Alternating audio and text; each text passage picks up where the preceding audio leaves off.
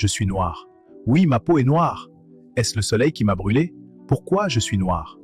Pourquoi des personnes, pour ne pas dire des Africains, cherchent à se dépigmenter la peau? La couleur de ma peau est-elle originelle? Que s'est-il réellement passé pour que je sois noir? Tant de questions qu'on se pose. Le prophète Kakou Philippe te fait connaître l'origine de la race noire. Suivons ensemble, à la lumière de la Bible, l'origine de la race noire révélée par le prophète Kakou Philippe. Nous sommes à l'époque de Noé. Dieu regarda la terre et voici, elle était corrompue, pleine de violence, et toute chair avait corrompu sa voie sur la terre. Et Dieu détruisit la terre par le déluge.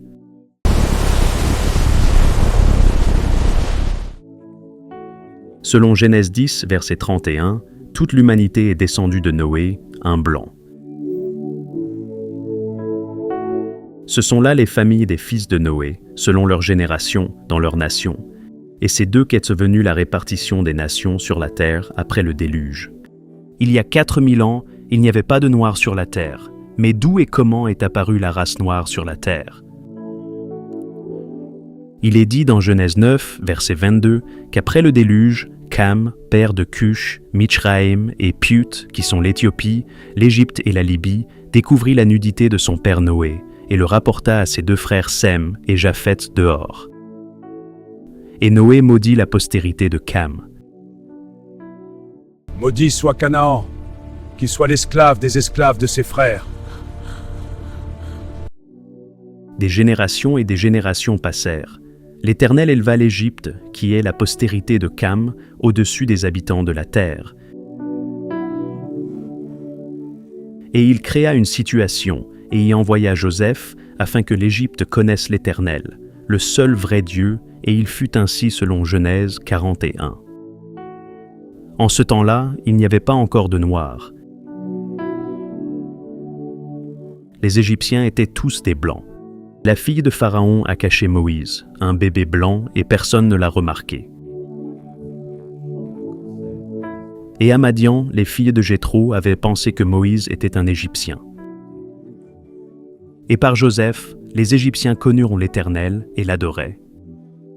Des siècles après la mort de Joseph, les Égyptiens retournèrent à leur ancienne adoration. Et le peuple juif fut opprimé et réduit à l'esclavage en Égypte. Un jour, dans un buisson ardent, l'Éternel se révéla à Moïse et lui demanda de faire sortir son peuple de l'Égypte. Pharaon s'interposa jusqu'à ce que l'Éternel tuât tous les premiers-nés dans le pays d'Égypte, depuis le premier-né des hommes jusqu'au premier-né des bêtes. Pharaon accepta de laisser sortir le peuple juif, mais étant en route, le cœur de Pharaon se révolta et il décida de les poursuivre. L'Éternel permit que Moïse séparât la mer en deux, permettant aux Juifs de passer. Les Égyptiens qui s'étaient engagés aussi dans la traversée furent engloutis dans la mer. Après la sortie des Juifs de l'Égypte, l'adoration des dieux Buto, Isis, Hathor, Horus, Amon-Ré et Osiris était devenue une obsession pour les Égyptiens.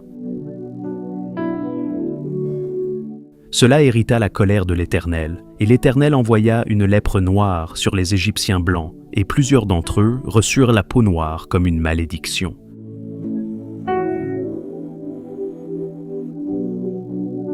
La lèpre noire! Notre peau devient noire! La peau noire n'est pas l'effet du soleil, mais l'effet de la malédiction de Cam et sa postérité selon Genèse 9, verset 22. La race noire est la race de l'esclavage et de la servitude. Plus tard, ces Blancs devenus noirs devinrent des esclaves en Égypte, puis vendus ou déportés pour être des esclaves. Et c'est fuyant l'esclavage qu'ils se répandirent et peuplèrent le reste de l'Afrique. Dans leur exode, ils multipliaient les dieux. Ils en fabriquaient et leur donnaient des humains en sacrifice. Toute rivière, toute montagne, tout ce qu'ils trouvaient, ils adoraient cela. Et partout où ils étaient déportés comme en Inde, c'était pareil.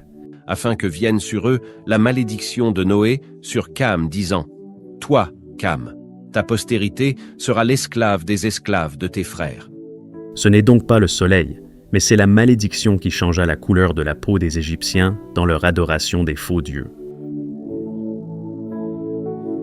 De même,